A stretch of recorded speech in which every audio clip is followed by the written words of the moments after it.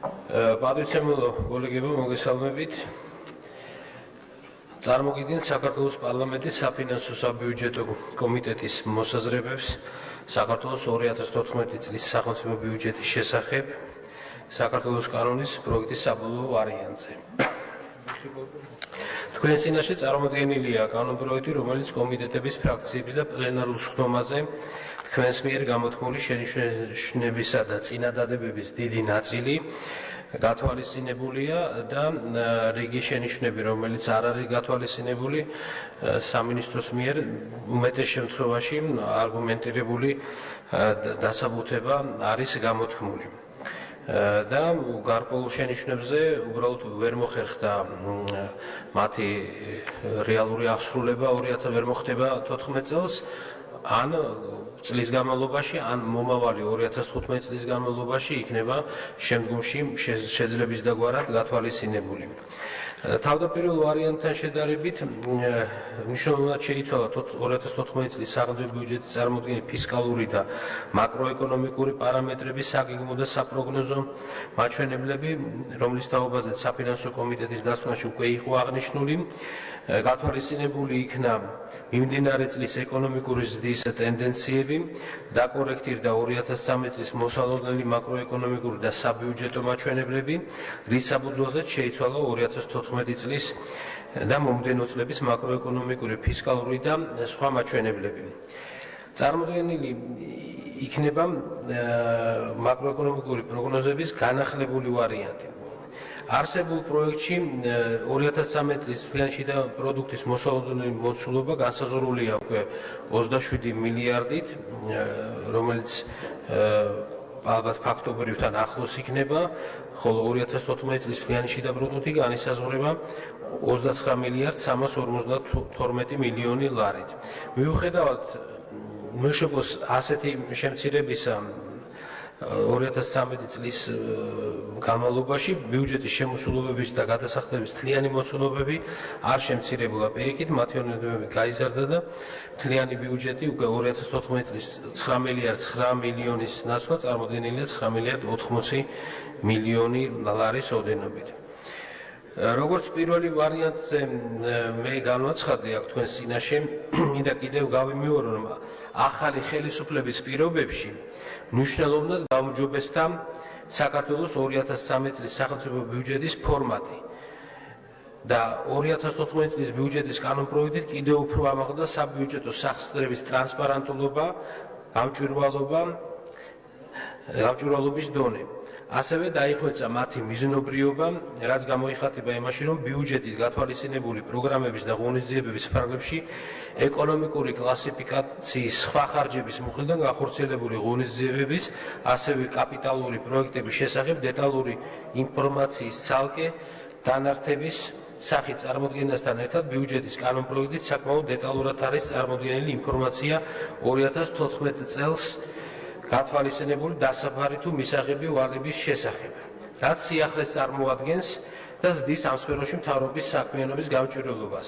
ესეთი სახის ინფორმაცია არასდროს წინა ხელისუფლება არ წარმოადგენდა. დღეს როცა ჩვენ დებატები გვაქვს და ხშირად ისინი ვალების თემის აფიშირებას ახდენენ და გარკვეულწილად ცდილობენ, რომ წარმოსახონ სიტუაცია, ვითომ და ძალიან სირთულეებია დიდი ბიუჯეტში ზოგადად და ეკონომიკაში, რომ ისეთი ვალების აღება გვიწევს, რომელიც თითქოს და საფრთხეს უქმნის ეკონომიკას, ან მომავალ გადახდის უნარიანობას, ან მომავალ ბიუჯეტს, რა თქმა უნდა, ეს არასწორი არის.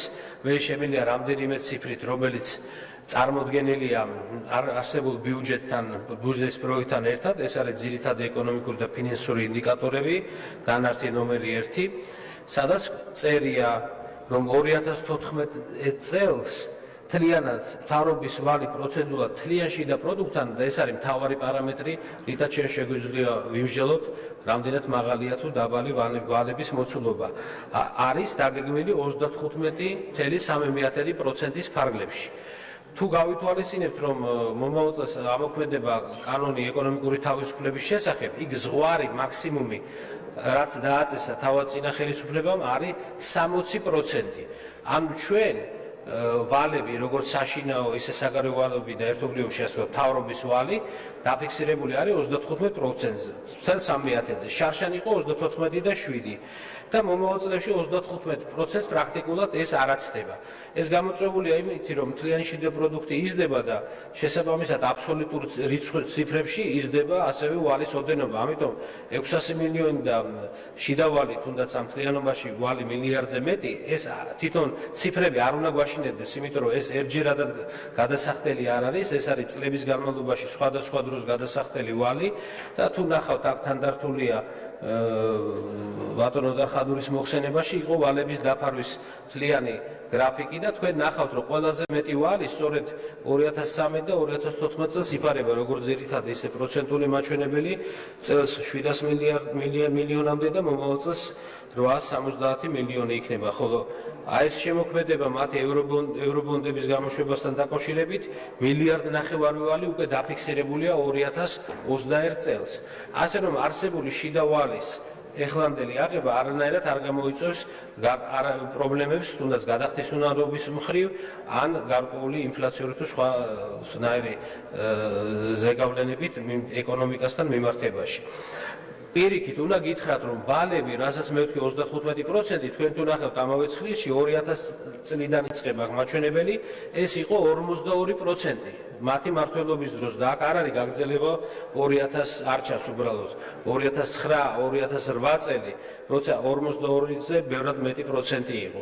ეს კრება დაიწყო და დღეს სადაც ეკონომიკის უახლოეს წლებში დაფიქსირებული იქნება 35%-ის ფარგლებში. ამიტომ ვალებთან არანაირი პრობლემატურობა არ არის, მე მინდა კიდევ ერთხელ მოსახლეობასაც მიმართო ამასთან დაკავშირებით.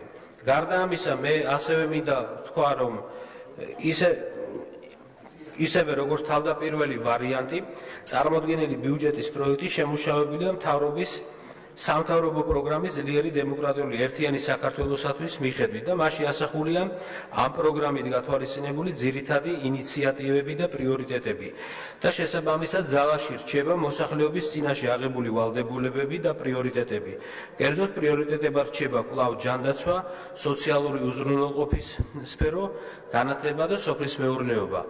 თქვენ ყველას კარგად მოგეხსენება, რომ კოალიცია ქართული ოცნების ის დანაპირებები, რითიც მოვიდა ხელისუფლებაში და რაშიც მხარი დაუჭირა საქართველოს მოსახლეობამ, იყო მთელი რიგი სოციალური ვალდებულებების აღება, რაც ქართულმა ოცნებამ პრაქტიკულად საკმარისად დიდი ნაწილი განახორციელა 2013 წელს. ეს ვალდებულებები, რა თქმა უნდა, გრძელდება 2014 წელში და გაგრძელდება მომავალში. მე კიდევ ერთხელ მინდა შეგახსენოთ, რომ მიუხედავად წინა ხელისუფლების ნაციონალური ხელისუფლების დაპირებები პენსია გამختارიყო 150 ლარი, ის მათ პერიოდში ვერ გახდა და გახდა მაშინ, როცა ქართული ოცნება მოვიდა ხელისუფლებაში და 1 სექტემბრიდან 2013 წლის 125 ლარის ნაცვლად გახდა 150 ლარი. და მთელი შემდგომი წელიც, ანუ ეს იანვარი, თებერვალი, მარტი, როცა იძახიან მომავალ წელს რატო არ იზრდება, როგორ არ იზრდება, ყველა ეს მომავალი თვე, როგორც მინიმუმ სექტემბრამდე, მათთვის პირველად გადახდილი 150 ლარი არის.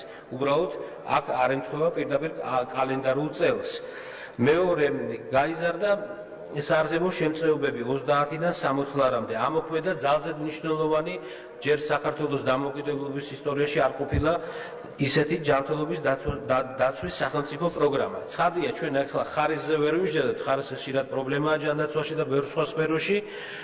მიღწევადობა, ანუ ადამიანებს არ აქვს ხშირად საშუალება, იმიტომ რომ რაიონებში განსაკუთრებით არ არის ესეთი ჰოსპიტალური მომსახურება ყველგან და ცხადია, შეუძლებელია ყველასთვის ერთნაირად ხარისხიანი ყოფილიყო და ამაზე მუშაობს დღეს ხელისუფლება და მთავრობა, რომ ეს მოხდეს, მაგრამ ფაქტია, რომ საყოველთაოდ დღეს ვისაც ერთხელ მაინც დაშირდება წავიდეს ექიმთან და ასეთი ადამიანები ათასობით არიან, რომლებიც წლობით ვერ მისულან ექიმთან, არ ქონდათ საშუალება, დღეს ამის საშუალება აქვს, გამოიყენონ ასევე სხვა ლაბორატორიული მოთხოვნილებები და შედარებით შეღავათიანად სწავლები იყოს დანიშნული გარკვეულ კატეგორიებზე.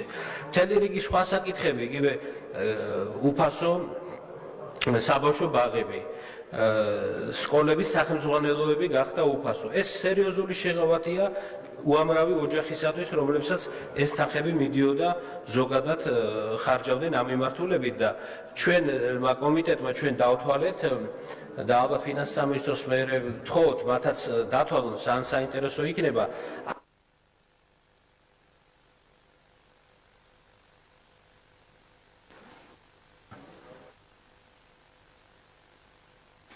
თქოთ დავუმატოთ 1 წუთი მოხსენებელს 1 წუთი. ეს დახმარებები რაც ზოგადად სხვადასხვა სახით არის ჩვენ ნახეთ 4 სულიან ოჯახზე 5 სულიან 6 სულიან ოჯახზე ქალაქში და სოფლად იგივე სოფლის პროგრამები რაც უპრეცედენტოდ პირველად განხორციელდა რეალურად თითოეულ ოჯახს თუ დავითვლით თვეში დაახლოებით 150-დან 200 ლარამდე გამოვიდა ასეთი ტიპის სხვადასხვა სახის დანაზოგი. ანუ დახმარებების თუ სხვადასხვა პროგრამების განხორციელება, რასაც ადრე ისინი თანხებს ხარჯავდნენ და ეს დანაზოგი წლიურად გამოდის ოჯახზე 1500-დან 2500 ლარამდე. გააჩნია ამ ოჯახში რამდენია პენსიონერი, რამდენია სოფლად ცხოვრები და ასე შემდეგ.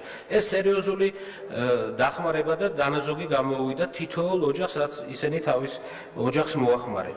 მთლიანობაში ასევე მინდა გითხრათ, რომ წარმოქმნილ პროექტში არსებობს ტექნიკური ხასიათის ასევე გარკვეული უზუსტობები და ჩვენ კომიტეტთან ერთად ამას განვიხილავ და იქნება სრულყოფილად გაკეთებული. ერთი საკითხი, რომელიც ასევე უნდა ვთქვა, რომ 2014 წელს სახელმწიფო